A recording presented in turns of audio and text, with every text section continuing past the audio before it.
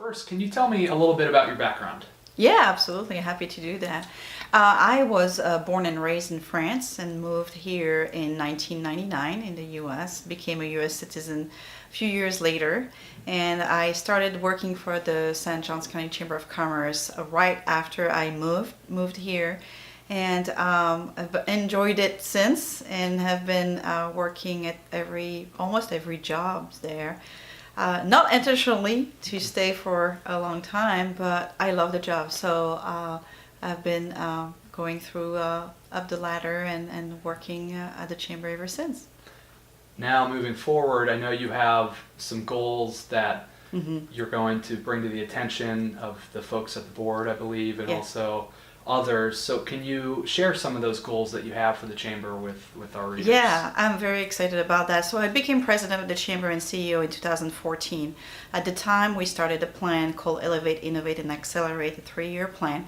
We're done with this plan, but this plan created a really base of a foundation for us to build upon it and go forward to our next phase of growth for the chamber.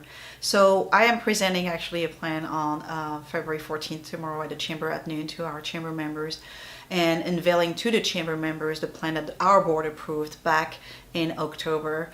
And I call it 2018 and beyond because you think it's going to be a 3-year plan, but we know with Hurricane Matthew and Irma things can provide delays or things can go faster depending on the economy. But our plan is going to focus on making our organization even more adaptable to the ever-changing business need. Also grow our influence in public policy. We advocate for business and protect businesses from any legislative issues that pop up that we need to protect business from. So we do a lot of that. We're going to increase our influence in that arena. And we will focus specifically in areas where our core services is, where we can have a greater impact. So those are the 3 key elements of our plan for the next 3 years. And I'd love for people to join us at tomorrow and also presenting it at different locations throughout St. Johns County as well. And I know you mentioned in your written responses that a part of that plan includes a vision for Ponte Vedra. Oh, The effects absolutely. for Ponte Vedra. So can you expand on Yeah, that? I'm happy to share that. So in the Ponte Vedra area, we have a Ponte Vedra Beach Division, and that division has the responsibility to run a visitor information center, an official visitor information center from the Tourist Development Council.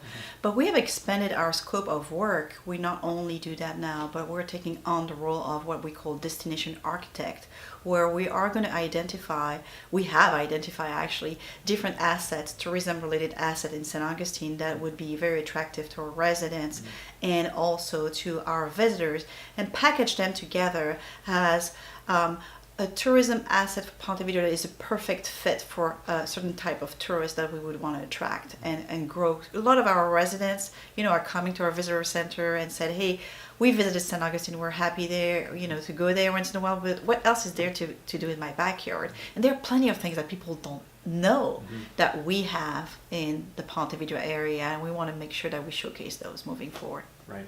And speaking of that, you being a Ponte Vedra resident yourself, what do you and your family enjoy most about living in Ponte Vedra? I love, water activities, whether it's boating or going to the beach.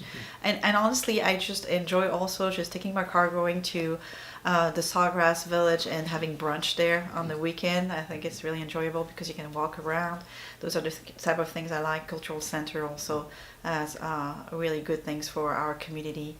And Players Championship every year is a must, and I love to take my kids there too as well. Thank you for your time. I appreciate it. Oh, you're welcome.